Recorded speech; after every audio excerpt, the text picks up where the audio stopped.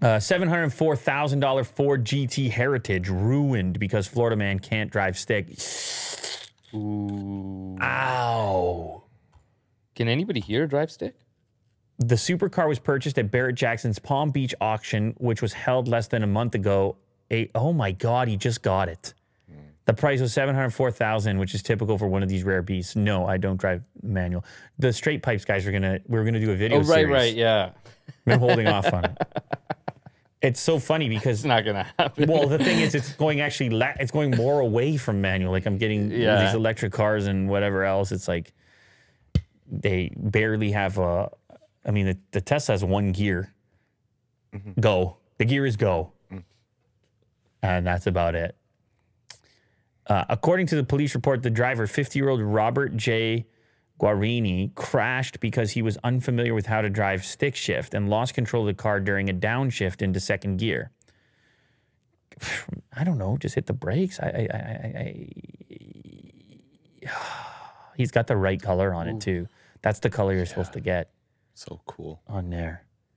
There's some conflicting information between what Guarini told the police and what he told Road and Track. On the phone to the publication, he says the incident happened during an upshift from first to second gear, not a downshift. I don't want people to think I was racing 90 miles per hour. I was going 35 miles an hour.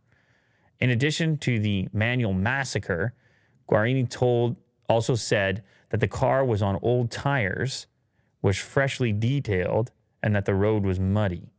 Whatever really happened, the results are the same. A supercar with a huge repair bill. The damage is extensive, but not unrepairable. You know where they build those things is right around the corner in Markham. Oh, where they're building the new one. Maybe he needs to get parts or actually have it repaired there. I'm not sure. These cars are so special and so rare. Right. You're not just driving this to the local shop. That would be a big problem, though. Yeah.